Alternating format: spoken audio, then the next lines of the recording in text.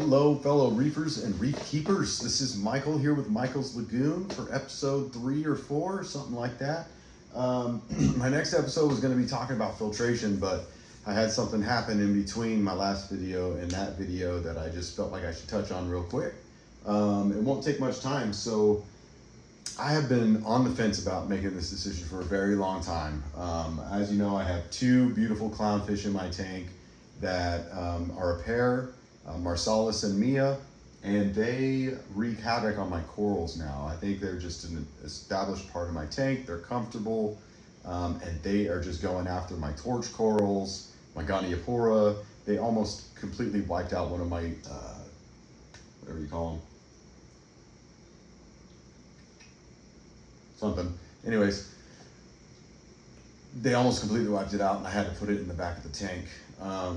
Goniopora colonies. They almost completely wiped it out, smothered it, and I had to put it in the back of the tank and move some things around.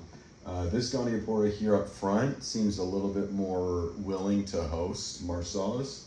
He's also more on the gentler side. Mia is super aggressive, nips at them, rubs herself on them, and they don't take too well to that. So I moved some things around and things seem to be going better. But I've been on the fence about getting an RBTA or a rainbow bubble tip anemone and putting it in my tank.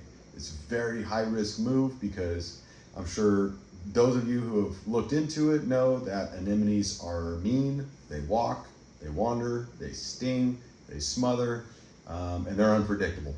So I was always afraid to add them to my tank because my tank is absolutely covered with corals and every different type of coral. There's corals in the sand beds, up on the rocks.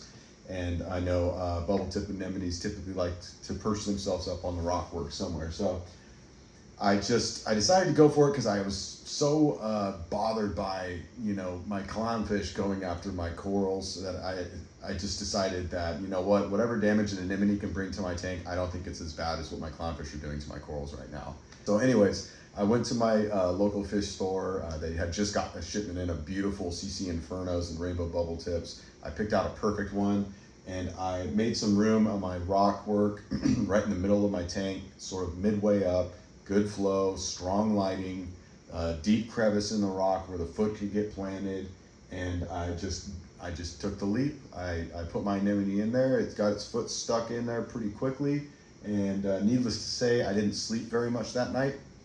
I was terrified that I was going to wake up to total destruction, but unbelievably, I woke up that morning and the bubble tip anemone had not moved. It's been about 4 days now. It still hasn't moved. It seems happy.